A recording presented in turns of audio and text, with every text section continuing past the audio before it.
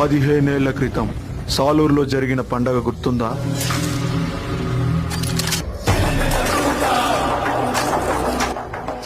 అప్పుడు జరిగిన జాతర జ్ఞాపకాల్ని మాత్రం ఇప్పటికీ ఎవరూ మర్చిపోలేదు. It was a biggest festival in Salur. అలాంటి పండగ మళ్ళీ వస్తుందంటే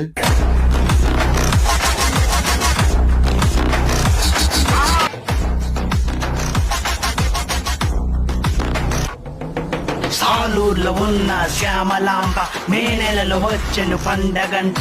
ఆ తల్లి చూపే దీవెనంట, మంచి జరిగే కన్ఫర్మ్ అంట.